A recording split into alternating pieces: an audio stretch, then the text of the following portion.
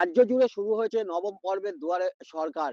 তবে অভিনব উদ্যোগ কল্যাণী মহকুমায়। এবার নদিয়ায় প্রথম রাত্রিকালীন দুয়ারে সরকার ক্যাম্প আয়োজিত হলো কল্যাণী শিল্পাঞ্চল এলাকায়। জানা যায় এই ক্যাম্প চলবে আগামী দুদিন। বিশেষত শ্রমিক এবং কলকারখানায় কর্মরত উপভোক্তাদের কথা মাথায় রেখে এই ক্যাম্প, যাতে তারা কাজ অথবা ডিউটির শেষে বিভিন্ন সরকারি পরিষেবার জন্য আবেদন করতে আসতে পারে এই ক্যাম্পে। অভিনব এই উদ্যোগে খুশি আধিকারিক থেকে উপভোক্তা উভয়ই। এদিন এই ক্যাম্পে উপস্থিত ছিলেন কল্যাণী মহকুমা শাসক অভিজিৎ সামন্ত, কল্যাণী পৌরসভার আধিকারিক সহ অন্যান্য প্রশাসনিক কর্মকর্তারা। পশ্চিমবঙ্গব্যাপী আজকে শুরু হলো আজকের দিনটিতে। আমরা জানি বিগত 8টি দুয়ারে সরকার, তাতে আমাদের পশ্চিমবাংলার নানা স্তরের মানুষ আমাদের বিভিন্ন যে 37টি সরকারি সুযোগ সুবিধা এই ক্যাম্পের মধ্য দিয়ে দেওয়া হচ্ছে, তার প্রভূত যে লাভ তারা নিয়েছেন। এবং এই দুয়ারে সরকারও আমরা কিন্তু এই 37টি যে সরকারি প্রকল্প সেগুলোকে নিয়ে সাধারণ মানুষের কাছে আমাদের সরকারি দপ্তরের আধিকারিকরা তারা বসছেন। তো আজকে আমাদের এই আজকের যে সান্ধ্যকালীন যে ক্যাম্প, এটা সত্যি অভিনব। এটা প্রথম, এবং আজকে আমাদের জেলার মাননীয় জেলা শাসক তার নির্দেশে এই যে আমাদের রাত্রিকালীন ক্যাম্প সেটা হচ্ছে।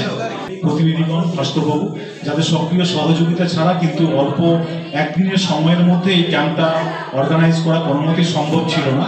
ওনাদেরকে আমার আন্তরিক অভিনন্দন জানাই।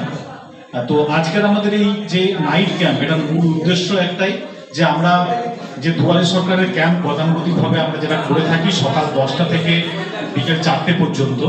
তো তার মধ্যে যেটা হয় যে আমাদের এই সমস্ত ইন্ডাস্ট্রিতে যে সমস্ত ওয়ার্কার বা যারা কাজ করেন, তাদের পক্ষে আমাদের সরকার নির্ধারিত যে সময়, সেই সময়ে তারা হয়তো উপস্থিত হতে পারেন না।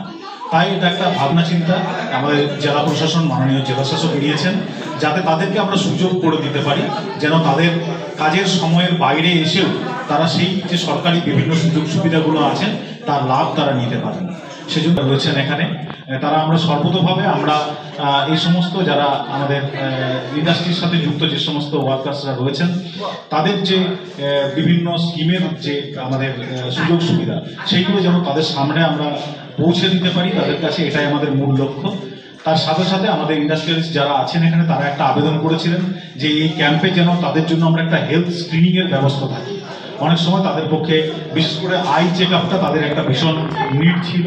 তো আমরা অ্যাকর্ডিংলি আমরা রিকোয়েস্ট করেছিলাম আমাদের এসিওএমএইচ কল্যাণী সাব ডিভিশন যিনি আছেন এবং আমাদের জেএনএম কল্যাণী, তাদেরকে আমরা রিকোয়েস্ট করেছিলাম, এবং তারা এখানে একটা হেলথ চেক আপ ক্যাম্পের তারা ব্যবস্থা করে দিয়েছেন।